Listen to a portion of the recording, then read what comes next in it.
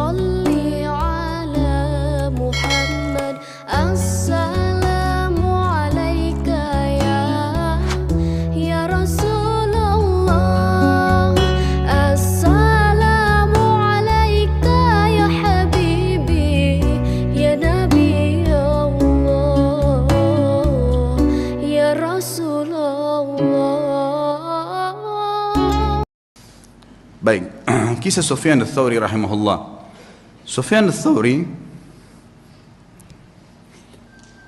punya julukan dengan Sajjad, orang yang sangat suka sujud sampai dahinya sangat hitam rahimahullah. Dan dikatakan beliau kalau sujud tidak mengangkat kepalanya sampai hajatnya selesai dengan Allah.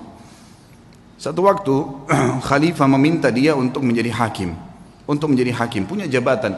Dan waktu itu hakim gajinya lebih tinggi daripada khalifah, punya istana yang mewah, punya kereta kencana dan seterusnya. Yang jelas teman-teman sekalian, ditawarkan dia menjadi hakim dan dia nolak. Karena waktu itu dia seorang ulama. Sufyan al-Thawri seorang ulama Mekah yang terkenal. Dan memang dia orang yang paling layak, paling faham tentang perkara-perkara masyarakat. Lalu dia nolak dengan santun mengatakan saya tidak bisa dan saya khawatir saya akan dihisab oleh Allah hari kiamat kalau saya berhukum yang salah.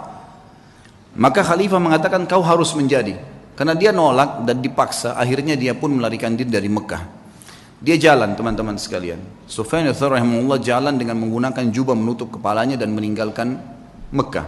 Sampai jalan menuju ke Yaman. Selama 3 bulan perjalanan kaki sampai di Yaman, kemudian dia tiba di sebuah kebun kurma. Kemudian dia menawarkan diri untuk menjadi pegawai di kebun kurma itu dan orang tidak tahu siapa dia. Kemudian berkatalah pekebun kurma tersebut, saya akan berikan gaji kamu seperti orang-orang yang bekerja sama saya. Dia bilang, baiklah, saya terima. Yang penting saya ada tempat tinggal dan saya bisa ibadah. Berjalanlah 3 bulan, dia menurunkan kurma dari pohon. Seorang alim ulama yang sangat dihormatin pada saat itu. Sangat dihormatin. Kemudian dia pun, rahimahullah, setelah 3 bulan ditanya oleh pemilik kebun tersebut. Dia bilang, wahai Abdullah, dulunya ditanya dia, siapa nama kamu? Dia bilang, saya Abdullah. Dia tidak dusta. Dia bukan tujuan dusta. Dia mengatakan, saya Abdullah, maksudnya saya adalah hamba Allah. Gitu kan? Karena dalam bahasa Arab begitu. Kalau dia sebut namanya, ditangkap oleh khalifah. Dia tidak mengatakan nama saya. Dia mengatakan, saya adalah hamba Allah. Gitu kan? Bahasa Arabnya, ana Abdullah. Pokoknya pemilik kebun menangkap namanya Abdullah. Dipanggil, wahai Abdullah, kesinilah. Datanglah Sufyan rahimahullah, lalu ditanya, apa perbedaan antara kurma kami dengan kurma kalian? Maka kata Sufyan rahimahullah, saya tidak pernah tahu perbedaannya karena saya tidak pernah mencicipi sedikit pun dari kurma anda. Maka kata pemilik kebunnya, apakah kamu ini tinggal 3 bulan di kebun saya, turunkan kurma, sortir tiap hari, gak pernah kamu makan 1 butir pun? Dia bilang, demi Allah 1 butir pun tidak pernah karena anda tidak pernah mempersilahkan saya. Maka kata pemilik kebun, teman-teman sekalian, dia bilang, apakah kau mau mencontohi muru'anya, ya, kehormatan ibadahnya Sufyan al-Thawri? Dia nggak tahu kalau ini orangnya. Maka yang terjadi teman-teman sekalian, dia pun diam si Sufyan al-Thawri, lalu kemudian dia sudah tahu akan terjadi apa-apa, lalu dia membungkus barang-barangnya, dia tinggalkan kebun tersebut. Ternyata pemilik kebun ini sudah mendengar berita kalau Amir Mukminin waktu itu menyuruh menangkap Sufyan al-Thawri secara paksa. Siapapun yang menangkapnya akan dikasih 1 peti emas. Disebarkan berita, tangkap Sufyan al-Thawri, hidup atau mati.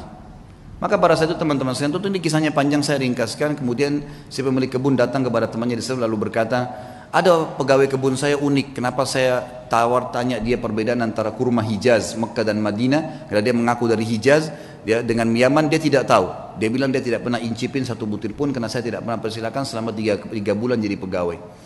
Maka temannya mengatakan, sebentar, ya, bagaimana cirinya pegawai itu? Disebutkan cirinya seperti ini. Kata dia, itulah Sufyan al-Thawri. Kita kejar dia, tangkap, kita berikan kepada Amir Mukminin, ambil 1 peti emasnya. Waktu mereka kembali ke kebun sudah tidak ditemukan. Tapi Sufyan al-Thawri sudah kembali ke Mekah.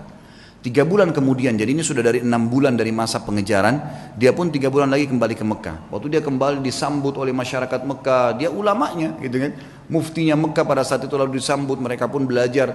Lalu beberapa ulama lain menasihati, mengatakan, wahai Sufyan, Amir Mukminin sudah sangat marah, dia akan menghukummu. Dia bilang, saya lebih takut dengan raja yang sebenarnya, karena kalau saya salah berhukum maka akan jadi masalah, dan dia harus bisa mengerti, saya tidak bisa memaksakan diri gitu kan. Harusnya dia bisa memaklumi, dan masih banyak orang-orang yang bisa dijadikan sebagai pengganti saya. Lalu waktu Amir Mukminin waktu itu tidak disebutkan, saya tidak dapatkan namanya, dikatakan mendengar Sufyan al-Thawri ada di Mekah, lalu dikejar sama dia. Dia bilang, saya akan membunuh sendiri Sufyan ats-Tsauri dengan tangan saya. Kata temannya yang meriwayatkan kisah ini, Sufyan ats-Tsauri itu mendengar berita tersebut pun, kemudian dia sujud sholat 2 rakaat di depan Ka'bah, kemudian dia sujud, dan demi Allah saya tawaf 7 kali, dia belum mengangkat kepalanya dari sujud di sujud yang pertama. Jadi sujud tidak pernah angkat. Saya tahu pertama dia masuk sujud pertama, yang kedua, yang ketiga, sampai 7 kali tawaf. Ini kurang lebih memakan waktu mungkin setengah jam lebih ya.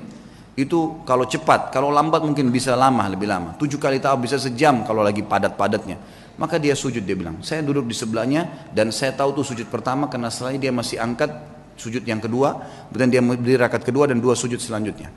Yang jelas teman-teman sekalian, selesai sholat saya melihat dia, kata perawi kisah ini, mendatangi Ka'bah lalu memegang kain Ka'bah sambil mengatakan, aqsamtu bika rabbi, saya bersumpah atas namamu hai Tuhanku, jangan biarkan khalifah ini untuk masuk ke Mekah. Maka yang terjadi adalah dikatakan dalam kisah ini, Amir Mukminin pun waktu khalifah itu waktu mendekati pintu gerbang Mekah ya sempat berkemah dan meninggal sebelum masuk ke dalam Mekah.